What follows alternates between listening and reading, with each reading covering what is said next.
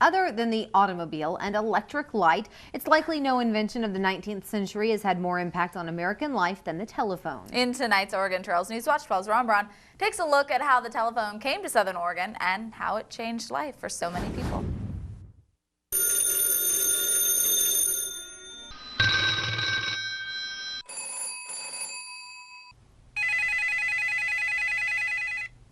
Telephone rings have changed a lot in the last 100 years, and so has telephone service. The first phones came to Southern Oregon in the mid-1890s. That was about 20 years after Alexander Graham Bell was granted a patent for the telephone. This turn-of-the-century film is a reenactment of the first time that Bell's primitive telephone transmitted and received a message. The Jacksonville Times of July 1894 reported that arrangements have been perfected for the construction of a telephone line between Jacksonville and Medford, and construction is being pushed rapidly at this writing. Mr. Kerr proposes to have it in operation within a few weeks. Well, the paper goes on to predict that if it's financially successful, lines could soon extend to Ashland, Eagle Point, and other places. And it notes that there will be 3 phones to start with, one at the courthouse, which was then in Jacksonville, at Reams White and Company's store in Jacksonville, and Haskins Drugstore in Medford. Now, the Medford Mail a month later reported the Rogue River Valley Telephone Company had decided to extend lines to Ashland, Phoenix, and Talent. But the Mail also reported that a judge put a kibosh on a phone in the courthouse, saying he wouldn't have the newfangled device there under any consideration. Well, meanwhile, the Mail noted that, quote, the telephone connections are surely going to prove of great value to the cities and towns of the valley. Little did they know. This is a typical phone from back then. It's a Western Electric device, the same as the Bell companies used. The railroads used these, they were widely available for sale. It's a magneto phone. That is, there's a magneto device which rings the ringer when you turn the crank. And of course you would talk to the operator and place your call. Within a decade, phone lines were being stretched all across the country, including Southern Oregon.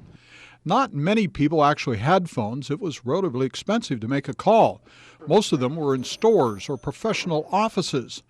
Phone books from the first decade of the 20th century show that calls cost about as much for 3 minutes as many people earned in an hour of work. They also show toll stations where you could come to place a call if you did not have a phone in your home or business. In this 1903 Medford Success newspaper, the names and phone numbers of subscribers are actually listed. Later, when AT&T and Pacific Bell began taking over small local phone companies, phone books like this were published. This is a map of the AT&T Bell system as of 1909, showing lines going all over the place. If you look in Southern Oregon here, you find that there is a Gold Hill central office providing telephone service, and there is a line going out to Sam's Valley. Now, the line probably terminated a single telephone set in the general store in Sam's Valley. At the turn of the 20th century, this house was the home of the telephone exchange in Gold Hill. It wasn't until the late 50s and early 60s that telephone customers were able to start dialing on their own and didn't have to go through an operator. By then, telephone equipment had moved to a new building. This display in Jacksonville shows what a small community exchange often looked like. Larger offices would have several operators, but an article from an early Medford Mail Tribune notes that demands on the hello girls, as they were called, was getting too much and reduced service would be put into effect.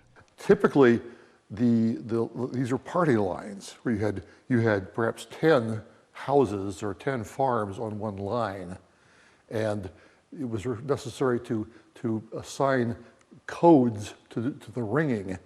A particular farm would be a short ring followed by a long ring to distinguish it from its neighbors.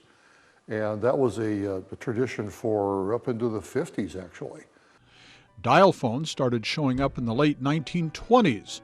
This AT&T training film from that time demonstrates how to use the new self-dialing equipment.